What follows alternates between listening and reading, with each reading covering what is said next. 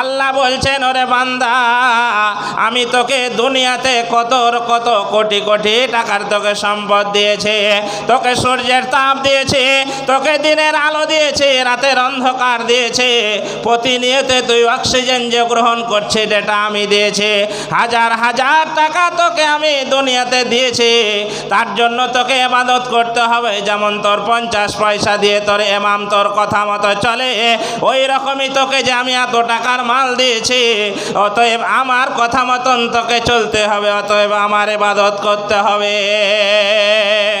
তারপরে আল্লাহ বলছেন, তোরা আমার সঙ্গে কাউকে শরীক করিস না, যেহেতু আমার মতন পৃথিবীতে কোনো মানুষ নাই। আমি যা কষ্ট করেছি তোর পিছনে তুই কিছুই ছিলি না, তুই নাপাক পানি থেকে তোকে আমি সৃষ্টি করেছি, তোর মায়ের পক্ষে আমি 10 মাস 10 দিন আমি হেফাজতে রেখেছি, যেখানে পৃথিবীর কোনো ডাক্তার খাবার পৌঁছাতে পারেনি, আমি তোর আল্লাহ সেই তোর মায়ের পেটে খাবার আমি পৌঁছে দিয়েছি, যেখানে তোর পৃথিবীর কোনো ডাক্তার ওই অক্সিজেন তোর মায়ের পেটে পৌঁছাতে পারেনি, সেখানে আমি সেই অক্সিজেনের ব্যবস্থা করে দিয়েছি। অতএব আমাকে ছেড়ে অন্য কারো তুই ইবাদত করিস না, আমার সঙ্গে কাউকে শরীক করিস না, কারণ আমি তোর পিছনে অনেক শ্রম দিয়েছি, অনেক পরিশ্রম করেছি, যেটা দুনিয়ার মানুষ কোনোদিন সেটা করতে পারবে না। আল্লাহ যেটা আমাদেরকে দিয়েছেন পৃথিবীর কোনো মানুষ পারবে, কোনো মানুষ পারবে না। আল্লাহ যেটা আপনি কিছুই ছিলেন না, আমি কিছুই ছিলাম না, পৃথিবীতে যে উল্লেখ করার মতন জিনিস আমি ছিলাম না, নাপাক পানি থেকে আমাকে আপনাকে সৃষ্টি করা হয়েছে যে আল্লাহ, সেই আল্লাহ বলছে যে তোমরা আমার সঙ্গে কাউকে শরীক করিও না। কিন্তু দুঃখের বিষয় যে আজ আমাদের যদি বিয়ের পর 3 বছর ছেলে না হয় তো কত জায়গা যে ঘুরে, পীর সাহেবের মাজারে যে ছেলে চায়, ডাক্তারের কাছে গিয়ে বলে একটা আমার ছেলের ব্যবস্থা করে দেন, কোনো ডাক্তার পীর সাহেব ছেলে দিতে পারবে? ছেলে দেওয়ার মালিক তো সেই আল্লাহ, মেয়ে দেওয়ার মালিক আল্লাহ। তাহলে ওই আল্লাহর কাছে আপনাকে চাইতে হবে। আল্লাহ বলছে আমার সঙ্গে কাউকে শরীক করিও না, আর ছেলে মেয়ে দেওয়ার মালিক এটা আল্লাহ, আপনি স্বীকার করছেন, তাহলে ডাক্তারের কাছে আর পীর সাহেবের কাছে ছেলে চাওয়া মানে আল্লাহকে শরীক করে দেওয়া। আল্লাহ যেটা পারে এটা অন্য কেউ দুনিয়ার মানুষ পারে, এটা যদি কেউ বিশ্বাস করে তাহলে সেটাই হলো শিরক। আল্লাহ যেটা পারে অন্য কেউ পারে এটা মনে করার নাম হলো শিরক। তাহলে আল্লাহর সঙ্গে কাউকে শরীক করা যাবে না, এটা আল্লাহর ঘোষণা। আমার বিষয়বস্তু যেহেতু এটা নয় তার জন্য আমি ছেড়ে দিলাম। ওয়াবিল ওয়ালিদাইনি ইহসানা, আল্লাহ বলছে যে তোমরা তোমার পিতামাতার সঙ্গে ভালো ব্যবহার করো। আমার বিষয়বস্তুই হলো এটা। কবিরা গুনহার প্রধান বক্তা গুনাচ্ছিলেন, কবিরা গুনহা কতগুলি আছে, 7টা মতন গণিয়ে তিনি ছেড়ে দিলেন। কবিরা গুনার মধ্যে এটাও একটা গণালছে যে পিতামাতার অবাধ্য হওয়াটা কবিরা গুনহা।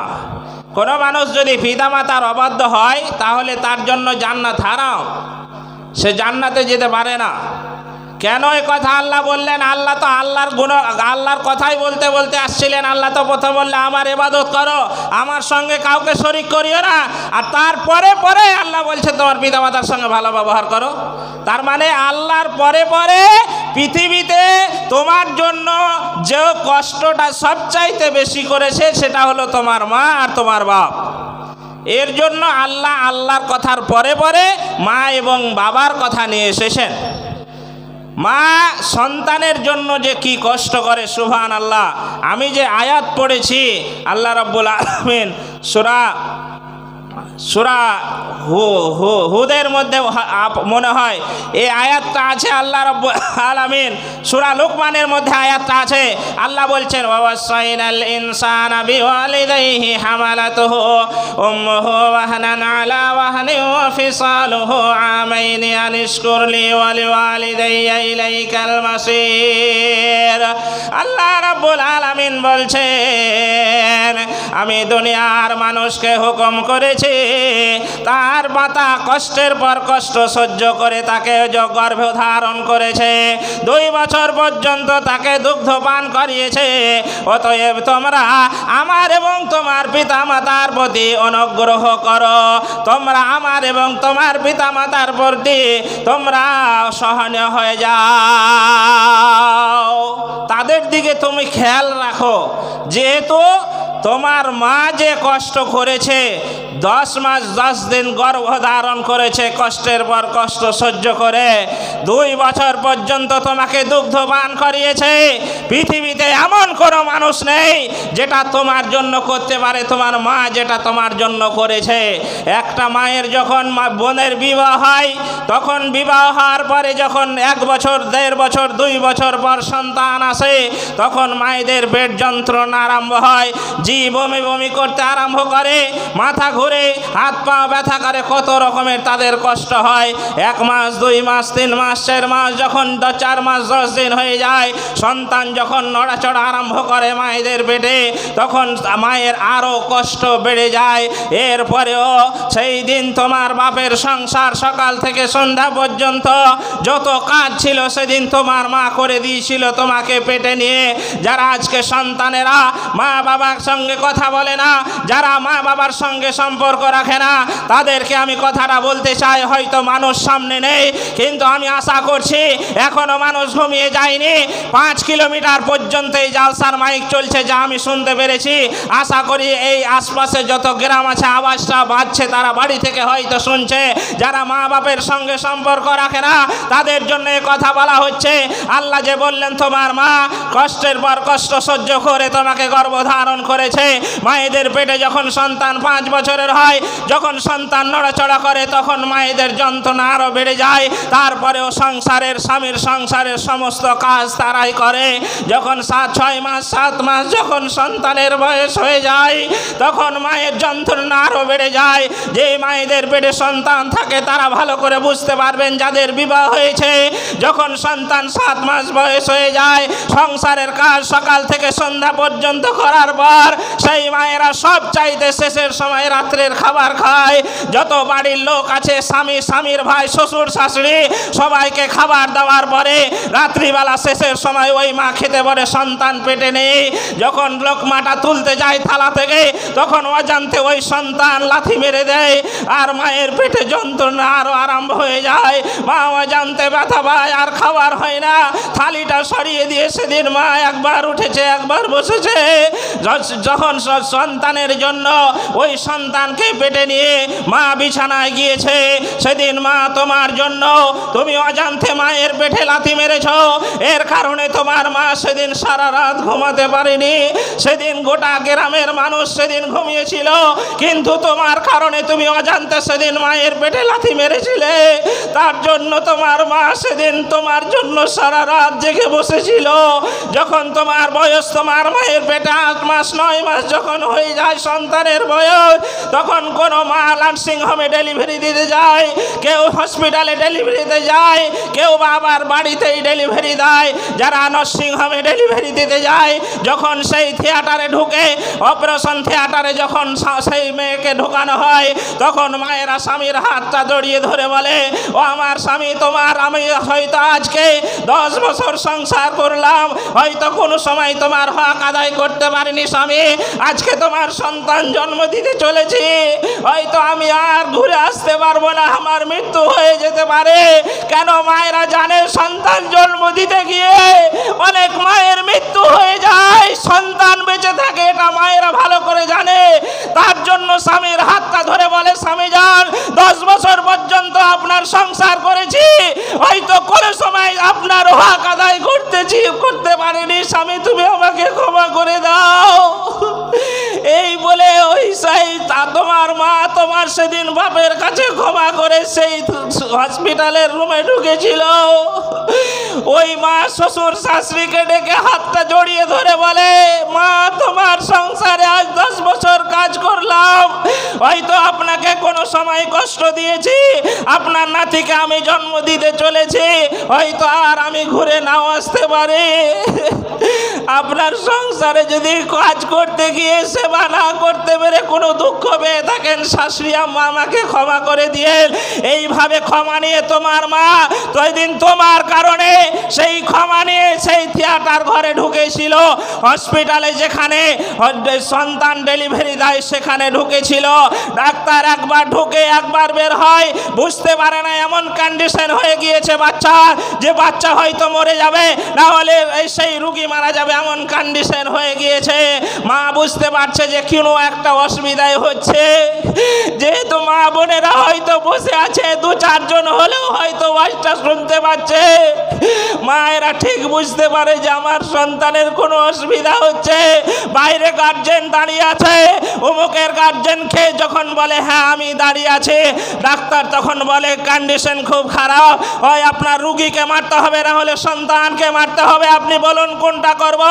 আমরা বাপ হিসাবে এক বাক্যে বলে থাকি যে আমার স্ত্রী যদি বেঁচে থাকে আবার সন্তান হবে, আমার সন্তানের দরকার নাই। যখন মা এ কথা শুনতে পায়, সেই হসপিটালের ভেতর থেকে ডাক্তারের হাতটা জড়িয়ে ধরে বলে, ডাক্তার বাবু বলুন কি হয়েছে। ডাক্তার তখন বলতে বাধ্য হয় যে আমার সন্তান, তোমার সন্তান হয় মারতে হবে, না হলে তোমাকে মারতে হবে। তোমার গার্জেন বলে দিয়েছে সন্তান মারার জন্য।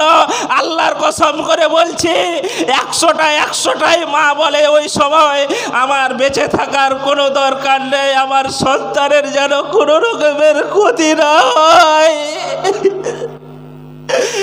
এই কথাটা মায়েরা সেদিন বলে ডাক্তারকে, ও কুলাঙ্গার সন্তান, আজকে তুমি বলছো মায়ের দরকার নেই, আজকে তুমি বউ পেয়েছো তার জন্য মাকে তুমি আজ ভুলে গিয়েছো। তোমার সন্তান নিয়ে তুমি সুখে এক ঘরে বাড়িতে থাকো, তোমার বুড়ি মা আর এক বাড়িতে তুমি রেখে দিয়েছো, রাত্রে তুমি খবর নাও না। আমি কষ্টের কথা কি বলবো আপনাদেরকে। সন্ধ্যা থেকে এসে এখানে বসে আছি, যখন বৃষ্টি হয় অনেকগুলো মা বোন সেই দোতলার ছাদে গিয়েছে, আমার ঘরের সামনে শুয়ে আছে, সন্তান ঘুমিয়ে গিয়েছে, সন্তানকে বুকে নিয়েই বসে আছে। ও কুলাঙ্গার সন্তান, আজকে যারা বলছো মায়ের সঙ্গে আমার সম্পর্ক দরকার নেই, যখন তোমার বয়স 3 মাস ছিল তখন তোমার মাও তোমাকে বুকে জড়িয়ে ধরে রেখেছিল, তোমাকে এই বৃষ্টির পানিতে ছেড়ে দেয়নি। আজকে তোমার মায়ের ঘরে বৃষ্টির পানি পড়ে, তুমি 3 তলার ঘরে ঘুমাও। আজকে তুমি চাকরি পেয়েছো, তার জন্য মাকে ছেড়ে তুমি বহরমপুরে বাস করো। অত সহজ নয়, তুমি লক্ষ লক্ষ টাকা দান করলো তোমার জন্য জান্নাত হারাম, যেহেতু এটা আল্লাহ ঘোষণা করেছেন। শুধু তাই নয়, যখন সন্তান ডেলিভারি দিতে যায় মায়েরা, প্রত্যেক নারী নিংড়ানো কষ্ট। সন্তান জন্ম ডেলিভারি দিতে গিয়ে মায়েদের 1 বালতি রক্ত চলে যায়। একটা মানুষের, সুস্থ মানুষের শরীর থেকে যদি 250 জায়গা 500 রক্ত বের করা হয় তাহলে তার মাথায় চক্কর দেয়। কোন সুস্থ মানুষের শরীর থেকে যদি 1 লিটার রক্ত বের করা হয় তাহলে সে বেহুশ হয়ে পড়ে যায়। ওই সময় তোমার মা তোমাকে জন্ম দিতে গিয়ে 1 বালতি রক্ত দিয়েছে, সেদিন ওই রক্তের হিসাব কে দেবে তুমি বলো? শুধু তাই নয়, তোমাকে জন্ম দেওয়ার পরেও যদি তোমার মা বলে দিত, তুমি যেমন আজকে বলতে পারছো মাকে আমি খেতে দিতে পারবো না, মাকে যদি খেতে দিতে হয় পালি করে খাবার দিতে হবে, আমি খেতে দিতে পারবো না, তোমার বইয়ের কারণে তুমি তোমার মাকে খেতে দিছো না। কুলাঙ্গার সন্তান, তোমাকে আমি বলতে চাইছি, তোমার মা যদি সেদিন জন্ম দেওয়ার পরে যদি বলতো যে আমি তোকে আর তোর জন্য কষ্ট করতে পারবো না, 10 মাস 10 দিন যা কষ্ট করলাম আর পারবো না, সেদিন যদি ওই বুকের দুধ না দিয়ে আপনার আমার মুখে যদি লবণ দিয়ে দিত, তাহলে আজকে আপনাকে দুনিয়াতে ডাক্তারি, মাস্টারি, ইঞ্জিনিয়ার, প্রফেসরি কিছুই করা হতো না, ওখানে জায়গায় আপনি মারা যেতেন, জায়গায় সেদিন আপনি মারা যেতেন। কিন্তু মা পেরেছে, মা কি পেরেছে সেখানে লবণ দিতে? মা তো জন্মের পর 10 মাস 10 দিন কষ্টের কথা, তারপরে জন্ম দেওয়ার যে বেদনা মায়েরাই ভালো জানে। একটা সন্তানকে যখন মায়েরা জন্ম দিতে যায়, যখন ডেলিভারি হয়, মায়েরা মনে করে আর স্বামীর সংসার করব না, আর কষ্ট সহ্য করতে পারছি না। কিন্তু যখন সন্তানের বুকটা তার সামনে ধরা হয়, তখন মা সমস্ত কষ্টকে ভুলে যায়। সেদিন সমস্ত কষ্টকে ভুলে গিয়ে আপনাকে বুকের দুঃখ সেদিন ধরিয়েছিল, তার জন্য আজকে আপনি মাস্টার হয়েছেন, আজকে আপনি ডাক্তার প্রফেসর আজকে হয়েছেন, আজকে বড় ব্যবসায়িক বড় পয়সালা হয়েছেন। সেদিন যদি আপনাকে দুধে দাঁড় দিত, তাহলে জায়গায় আপনি মারা যেতেন মুখে লবণ দিলে। মা পারেনি। শুধু তাই নয়, আপনি আজকে মা বিছানায় পেশাব করে বুড়ি মা শুয়ে থাকে, আপনি রাস্তা দেখেন যে এই বুড়ি মরবে কখন। এরকম সন্তান আমি আপনাকে হাতে ধরে দেখিয়ে দেব, যার 8টা সন্তান জন্ম দিয়েছে, সেই মা আজকে ভাত পাচ্ছে না, আমার কাছে নালিশ করতে আসে, মৌলভী সাহেব আমার ছেলেরা ভাত দেয় না। 8টা সন্তান জন্ম দেওয়ার পরেও এরকম মা এখন দুনিয়ায় বেঁচে আছে যে সে ভাত পায় না। বলুন, সেদিন 8টা সন্তান জন্ম দিয়ে কি তার ভুল হয়েছে? 8টা সন্তানকে সে নিজের বুকের দুধ পান করিয়ে মানুষ করেছে।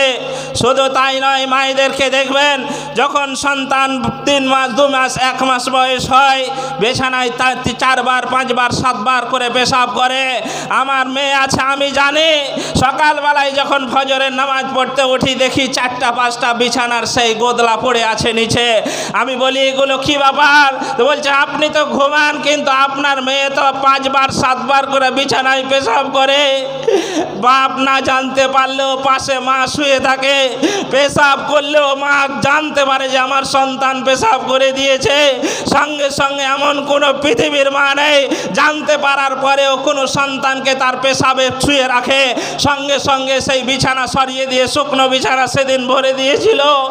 এমন দিন যায় হয়তো বৃষ্টির কারণে গাথা গোদলা শুকায় না, গাথা গোদলা হয়তো 2টা ছিল শেষ হয়ে গিয়েছে, আবার পেশাব করেছে, আর জায়গা নাই কোথায় রাখবে। লাস্টের সময় মায়েরা সন্তানকে বুকে নিয়ে জড়িয়ে শুয়ে থাকে।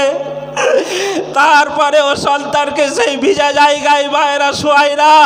আর তুমি আজকে বড় হয়েছো, তুমি স্ত্রী পেয়েছো, বাড়ি তুমি আলাদা করে আজকে মা বাপের খবর নিছো না। সাবধান, তুমি মরো, তোমার জন্য বাটাম রেডি করা আছে।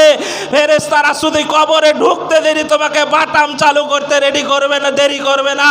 ফেরেশতারা শুধু তোমার অপেক্ষায় বসে আছে, যে তোমার জন্য পৃথিবীতে সবচাইতে বেশি কষ্ট করলো, সেই মা বাপকে তুমি আজকে মানুষই মনে করছো না। মা বাপকে এমন ভাবে কথা বলছে মনে হচ্ছে ও মানুষই নয়, এরকম ব্যাপার।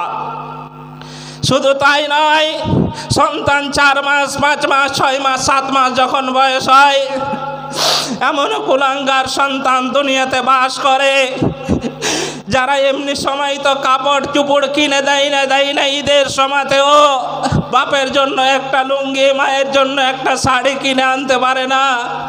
শ্বশুর শাশুড়ির জন্য ঠিক তার কাপড় আর সেই লুঙ্গি চলে যায়। ও কুলাঙ্গার সন্তান, তোমাকে আমি বলতে চাইছি, তোমার মা তোমার বাপ সেদিন কি করেছিল? দেখবেন অনেক মানুষ আছে এই জালসার পরে অনেকেই বিদেশ চলে যাবে। আপনাদের গ্রামেই দেখে রাখবেন, ওই ঈদের 2 দিন 1 দিন আগে বাড়ি আসবে। কিসের জন্য? ঈদের 2 দিন 1 দিন আসে আগে এসে সন্তানের নতুন জামা কাপড় কেনার জন্য সেই ইনকামে চলে যাবে। ঠিক 2 দিন ঈদের 1 দিন আগে আসার পরে সন্তানদেরকে কাপড় কেনার জন্য কেউ চলে যাবে ভাকুড়ি মোড়, কেউ বহরমপুর। নিজের কাপড় ছিঁড়ে পড়ে থাকছে, ঈদের মাঠে যায়, কিন্তু কোনো সন্তানের জানতে পারতে কোনো মা বাপ নতুন জামা কাপড় কিনে দেয়নি, এরকম মা বাপ নেই। তোমাকেও সেদিন তোমার মা বাপ নিজে ছিঁড়া জামা কাপড় পরে থেকে তোমাকে নতুন কাপড় পরিয়ে ঈদের মাঠে পাঠিয়েছিল। আর আজকে তুমি বড় হয়েছ, আজকে তুমি ডাক্তার মাস্টার হয়েছ, তার জন্য তোমার মায়ের জন্য একটা কাপড়ও জুটে না। এরকম কুলাঙ্গার সন্তান থাকে না সমাজে? আপনি যদি বলেন যেগুলো ভুল বলছেন, তো আমাকে হাতে ধরে দেখা বলি যে আপনার গ্রামে না থাকতে পারে। বাস্তব চিত্র আপনাকে বলছি যে মা বাপকে মানুষই মনে করে এরকম সন্তান আছে। কিন্তু বইয়ের জন্য 18টা শাড়ি থাকার পরও বউ শাড়ি চেয়েছে, দিতে হবে। আমি বলি না যে আপনার বউকে আপনি দিয়েন না, কিন্তু আপনার মা যে আপনার জন্য যে কষ্টটা করেছে, এরা আপনার বউ তো সুখের সময় এসেছে, তোমাকে যখন 18, 20, 22 বছর তোমার মা লালন পালন করেছে, তুমি চলতে শিখেছো, ইনকাম করতে শিখেছো, তখন তো তোমার বউ এসেছে। তুমি যখন অচল ছিলে তখন তোমার বউ ছিল না। আজকে যে তোমার মা সব সময় জন্ম থেকে নিয়ে 22 বছর পর্যন্ত তোমার মা তোমার সঙ্গী হিসাবে তোমার সুখে দুঃখে সব সময় ছিল। সন্তান পেশাব পায়খানা করে দেয় না, ছোট বাচ্চারা দেখেন মায়েরা খেতে বসেছে সামনে পায়খানা করে দিয়েছে। মায়ের বাপেরা হয়তো সহ্য করতে কম পারে, নিয়ে যাচ্ছে এখান সামনে থেকে, কিন্তু মা কোনোদিন বলেছে ওকে সরিয়ে ফেলতো? থালাটাকে সরিয়ে দিয়ে ওই হাত দিয়ে পায়খানা সাফ করেছে তোমার সেদিন, আবার হাতটা ধুয়েছে ওই থালি থেকে, আবার খাবার খেয়েছে তোমার ওই পেশাব পায়খানা সাফ করে। আর আজকে তুমি বলছো মা তোর সাথে আমার কোনো সম্পর্ক নেই, মা তোকে আমি খাবার দিতে পারবো না, তুমি নিমক হারামি করতে পারছো। আজকে সামান্য তুমি ইমাম সাহেবকে 50 পয়সা দিন হিসাবে বেতন দিয়ে তুমি যেরকম টাইট করে রাখো, মাসে 5টা ছুটির জায়গায় যদি 6টা ছুটি হয়ে যায় তাহলে আমাদের চাকরি চলে যায়। যেই তোমার মা হাজারো কষ্ট করেছে যেটা পয়সা দিয়ে কিনে যায় না, তাহলে তোমার মাকে কত তোমাকে খেয়াল রাখতে হবে, কত হিসাব রাখতে হবে তোমার মায়ের। কিন্তু তুমি বড় হয়েছো যে আজকে মাকে ভুলে গিয়েছো।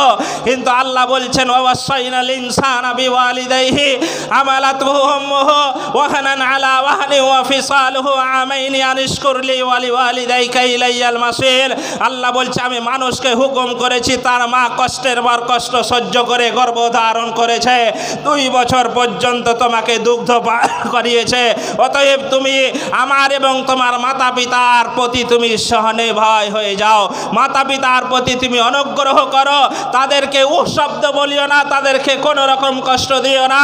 আল্লাহ সূরা বানী ইসরাঈলের 23-24 নম্বর আয়াতে বলছেন ওয়াকাযা রাব্বুকা আল্লা তা'বুদু ইল্লা ইয়্যাহু ওয়া বিল ওয়ালিদাইনি ইহসানা ইম্মা ইয়াবলুগান্না ইনদাকাল কিবারা আহাদুহুমা ফালা তাকুল লাহুমা উফফিন ওয়া লা তানহারহুমা ওয়া কুল লাহুমা কাওলান কারীমা ওয়াহফিজ লাহুমা জানাহাজ যুল্লি মিনার রাহমাতি ওয়া কুর রাব্বিরহামহুমা কামা রাব্বায়ানি সগীরা। আল্লাহ বলছেন আমাকে ছেড়ে কারো তুমি ইবাদত করো না, তোমার পিতা মাতার সঙ্গে ভালো ব্যবহার করো। তোমার পিতা মাতার মধ্যে যদি উভয় কিংবা একজন মাতা কিংবা পিতা যদি তোমার জীবন দশায় তারা বার্ধক্য অবস্থায় চলে যায়, তাহলে তাদের সামনে শব্দ ব্যবহার করিও না, তাদেরকে ধমক দিও না, তাদের সঙ্গে তুমি মার্জিত ভাষায় কথা বলো, তাদেরকে তুমি উঁচু গলায় তাদের সামনে তুমি কথা বলিও না। আর সব সময় মায়ে বাপের জন্য দোয়া করো রব্বিরহামহুমা কামা রাব্বায়ানি সগীরা। হে আল্লাহ, তুমি যেমন আমার মাতা পিতার উপরে সেই রকম অনুগ্রহ করো যেই রকম আমার মাতা পিতা ছোটবেলায় আমার উপরে অনুগ্রহ করেছে। পিতা মাতার জন্য দোয়া করতে থাকো, পিতা মাতাকে কোনো রকমের তোমরা কষ্ট দিও না। হাদিস শরীফ আপনাদের সামনে তেলাওয়াত করেছে। আন আবি হুরায়রা রাদিয়াল্লাহু তাআলা আনহু قال قال رسول الله صلى الله عليه وسلم رغب أنفه قيل من يا رسول الله صلى الله عليه وسلم قال من أدرك والديه عند الكبر أحدهما أو كلاهما ثم لم يدخل الجنة। আবু হুরায়রা রাদিয়াল্লাহু তাআলা আনহু বর্ণনা করেন নবী করিম সাল্লাল্লাহু আলাইহি সাল্লাম বলেছেন, আল্লাহ রাসূল বললেন ওই লোকের নাক ধুলাই মলিন হয়ে যাক, ওই লোকের নাক ধুলাই মলিন হয়ে যাক, ওই লোকের নাক ধুলাই মলিন হয়ে যাক। 3 বার কথাটা আল্লাহ নবী উচ্চারণ করলেন। সাহাবীরা জিজ্ঞেস করলেন কিলা মান ইয়া রাসূলুল্লাহ, এই হতভাগা ব্যক্তিটাকে আল্লাহর রাসূল বললেন যে বার্ধক্য অবস্থায় পিতামাতাকে পাওয়ার করে, যার সেবা করে যে জান্নাত যেতে পারল না, সেই লোক ধলাই মলিন হয়ে যায়। পিতামাতার সেবা করে যে জান্নাত নিতে পারল না, তার উপরে আল্লাহ নবীর বরদোয়া। হাদিস থেকে আপনাকে কথা শোনালাম। আজকে আপনি বিশাল ডাক্তার, মাস্টার, ইঞ্জিনিয়ার, প্রফেসর, বড় বড় ব্যবসায়িক, বড় মানুষ হয়ে গিয়েছেন। বাপ মা কী হালাতে আছে একবারও খবর নেন না। যেদিন আপনার বয়স 3 মাস, 4 মাস, 5 মাসের ছিল, যখন শরীর খারাপ হয়েছিল তোমার, তখন সেদিন তোমার বাপ মা সারা সারা রাত ঘুমায়নি যে কোন ডাক্তারের কাছে নিয়ে গেলে আমার সন্তান ভালো হবে। এই ডাক্তারের কাছে ভালো হয় না, বহরমপুর চলো, বহরমপুরে ভালো হয় না, কলকাতা নিয়ে চলো। আমরা করি না? তুমি যে আজ বড় হয়ে গিয়েছো, মা বাপের খবর নাই। তোমার মা বাপ এরকম করেছিল। তোমার অসুখ হলে মা বাপ সারা দিন সারা রাত ব্যস্ত থাকে। সন্তান অসুস্থ হয়ে গেলে মা বাবার খাবার উঠে যায়, সারাদিন মা বাবারা খায় না যে আমার সন্তান কি করে ভালো হবে। এত কিছু তোমার মা দেওয়ার পরে তোমার মা তোমার উপরে হক রাখে না। তুমি সামান্য 50 পয়সায় 1 টাকা মৌলভী সাহেবকে বেতন দাও যে তুমি এত খবর রাখো, এত তোমার হিসাব লাগে। আর তোমার মা এত কিছু দিল তোমাকে যে তোমার হিসাব লাগবে না, তুমি মরে দেখো তোমার লেগে বাটাম রেডি আছে। আকাশমণির ডাল্লে ফেরেশতারা কবরে বসে আছে। এরকম লোকগুলোকে আল্লাহ ফেরেশতারা অপেক্ষায় বসে আছে, যায় তুই সামান্য 1 টাকা মৌলভীকে বেতন দেয়, এত হিসাব, আর তোর মা তো এত করেছে যে তুই মাকে দেখিস নি। আয়, সেদিন কি হারে পড়বে সেদিন বুঝতে পারবেন, কি হারে সেদিন চলবে সেদিন বুঝতে পারবেন। আজকে তো বুঝতে পারেন না। মা এত কিছু দিয়েছে, মায়ের ঋণ জীবনে আপনি শোধ করতে পারবেন না। আর সেই মাকে সামান্য 2টা খাবার লাগবে তো বলছে যে হবে না, হয় না। আমারই তো অভাবে সংসার চলছে, তোর অভাব হবে না তো কার অভাব হবে? আল্লাহ যেন আরও তোকে অভাবই করে দেয়। যে মায়ের ভাত 2টা খুলতে পারে না, ওর সংসারে যেন ছাই পড়ে। এর থেকে বড় আর বরদোয়া হয় না। আল্লাহ নবী নিজে বরদোয়া দিচ্ছে, তা আমি বাকে। মায়ের জন্য যার 2টা ভাত খুলতে পারে না 3 বেলা, সেই সংসারে তুমি সুখ খুঁজছো আর শান্তি খুঁজছো অনেক দূর। শান্তি খুঁজে বেড়েছে মৌলভী সাহেব, বহুত টাকা পয়সার মালিক, কিন্তু মনে শান্তি নেই। এরকম লোক নেই? বহু টাকা পয়সা মালিক, রাতে ঘুম হয় না, বলি সাহেব শান্তিতে নেই। বলে অনেক জনাই আমরাকে বলে। একটা উদাহরণ আপনাকে দিই। আপনাদের এখানকার একটা লোকের এই গজদরপাড়ে একটা দোকান আছে। এই দোকান, বড় দোকানে এক কর্মচারী রেখেছে। সেই কর্মচারী মালিকের বাড়ি হয়তো রুটি আনতে আসে, নাস্তা আনতে আসে, ভাত আনতে আসে। এই আসা যাওয়া করতে করতে ওই মালিকের মেয়ের সঙ্গে লাইন হয়ে গিয়েছে, সম্পর্ক হয়ে গিয়েছে। তো ওই মালিক জানতে পেরেছে, আর ওই যেই ছেলেটাকে কর্মচারী রেখেছে, ওই কর্মচারীর নাম হলো ইসলাম, আর এই মালিকের বিটির নাম হলো শান্তি। এই ইসলাম আর শান্তিতে সম্পর্ক করেছে। আজকে তো দিন চলেই গেল ভ্যালেন্টাইন ডে, বিশ্ব ভালোবাসা দিবস। আজকে যে কত উকাম হইল পৃথিবীতে আল্লাহ ভালো জানে। আপনাদের এখানে হয়নি, যেহেতু মেলা বসেনি। মেলা বসলে যে কি হতো আল্লাহ ভালো জানে। তো ওই শান্তি আর ইসলাম সম্পর্ক করেছে, দিয়ে মালিক জানতে পেরেছে যে আমার বেটির সাথে লাইন করেছে, ওকে দোকানে রাখবে জি। যেমন জানতে পেরেছে ওকে তাড়ালছে, মেরে ধরে চল হাট, তোকে দোকানে রাখবো না। কিন্তু ওর বেটির সাথে যে কানেকশন আছে, দেও ফোন করছে বেলডাঙ্গার স্টেশনে যে শান্তি, তুমি যদি যেতে চাও আমার সাথে চলে এসো, তোমার বাপ দোকান থেকে তাড়িয়ে দিয়েছে, আমি কিন্তু চলে যাচ্ছি কেরালা, তুমি যদি আসো তো চলে এসো। যার সঙ্গে যার ভালোবাসা আর থাকতে পারি জি। কতজন এরকম করে মোবাইলে ফোন করে নিয়ে পেলিয়েছে বেটিকে। ও বিকেলে সন্ধ্যাবেলা বাড়ি থেকে বেরিয়েও টান দেবে, এই দোকানই খুঁজে বেড়েছে যে আমার শান্তি কই, শান্তি কই, যে আমার শান্তি কই। গ্রামের লোক বলছে কাকে খুঁজছি, দেখো যে বিটি আমার শান্তি কই, আমি শান্তিকে খুঁজে পাই না। কইছে তোর দোকানে যে ইসলাম ছিল সে কই রে? বলছে ও আমার বেটির সাথে লাইন করেছে, তাকে তেড়ে দিয়েছি, ওকে দোকানে রাখা যায়? যে তোর মতন পৃথিবীতে পাগল আছে, যেখানে ইসলাম সেখানে শান্তি খুঁজে লেগা। যেখানে ইসলাম সেখানে শান্তি, মানে উল্লিয়ে 61 কষেছে। বাপজি তোমার পরিবারে ইসলাম আছে, তুমি শান্তি খুঁজছো। যেখানে শান্তি ইসলাম আছে সেখানে শান্তি খুঁজেন আপনি। অনেক পরিবার আছে যে নামাজের ধার ধারে না, রোজার ধার ধারে না, রোজার দিনে তাদের বলে গ্যাস বেড়ে যায়, বিশাল পয়সার মালিক। এমনি সময় আমাকে এসে বলে মৌলী সাহেব শান্তি নেই। তো তোমার ইসলাম আছে যে তুমি শান্তি পাবে? যেখানে ইসলাম আছে সেখানে শান্তি চলে গেছে। যেখানে ইসলাম থাকবে সেখানে অবশ্যই শান্তি থাকবে। আজকে আমাদের পরিবারে, সমাজে, রাষ্ট্রে ইসলাম নেই, তার জন্য শান্তিতেও আমরা নেই। তাহলে মা বাপের সেবা করতে হবে আপনাকে অবশ্যই। মা বাপের যে অনুদান পৃথিবীর অন্য কোনো মানুষের নেই, কেউ আপনার জন্য করেনি। আপনি মাকে অবশ্যই শ্রদ্ধা করেন, সম্মান করেন, মাকে ভালোবাসেন। মায়ের দোয়া সঙ্গে সঙ্গে আল্লাহর কাছে কবুল হয়ে যায়। অনেক পাগল আছে মায়ের সঙ্গে কথা বলে না, দিয়ে জালসা শুনতে এসে 50,000 টাকা বলছে মৌলী সাহেব আমার লেগে দোয়া করে দেন, আমার দোয়া কবুল হবে। কেউ কইতে পারবে জি? প্রধান বক্তার মনে হয় সব কবুল হয়ে গেছে যত দোয়া করেছে, নাকি? কেউ গ্যারেন্টি দিতে পারবে?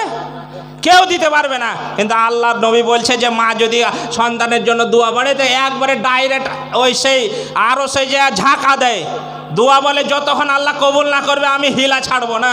সুবহানাল্লাহ। মায়ের দোয়া কারেন্টের মতন কবুল হয়ে যায়। ওই মাকে খেতে দেয় না যে মাদ্রাসা যে 50,000 নেন, বলছে সাহেব দোয়া করে দেন। তোর 50,000-এর আল্লাহ দরকার নেই। তুই মাকে যে শাড়ি আর লুঙ্গি, বাপকে লুঙ্গি কিনে দে, ওই যদি দোয়া করে দেয় তোর জীবন ধন্য হয়ে যাবে। এরকম পাগল নেই, লাখ লাখ টাকাও দান করতে পারে, কিন্তু মা বাপের লেগে ও দুটা খাবার দিতে পারে না। দিতে পারে না কারণ কি? আমি তো একজন সন্তান। এর একটা কারণ হলো বাড়ির বউ। অরিজিনাল কথা আপনাকে বলছি, বাড়ির বউয়েরা এর সবচাইতে গোড়ার মূল হলো। বিয়ে হওয়া পর্যন্ত, আগে পর্যন্ত 4 ভাই 5 ভাই 6 ভাই আমরা কি মেল মহব্বত ছিল গো। আর বিয়ে হয়ে কারোর সঙ্গে কারো কথা হয় না গো, ওই বইয়ের কারণে হয় না? এরকম পরিবারে হয় না? কত পরিবার এরকম আছে, যেমনই বউটা এলো তেমনই শুরু হয়ে গেল, আলাদা খেতে হবে, নাহলে কিছু করা যাবে না।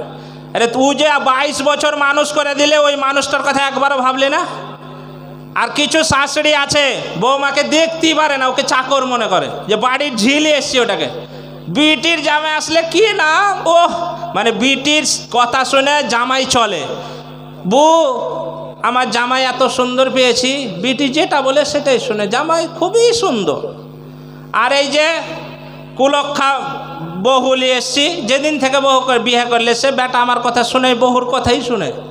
মানে বিটির বেলা ওর কাছে ভালো, আর বেটা বহুর বেলা ওর কাছে তখন খারাপ হয়ে গেল। এই জন্য শাশুড়ি আজকে ভাত পায় না, অধিকাংশ শাশুড়ির এই জন্য ভাত পায় না।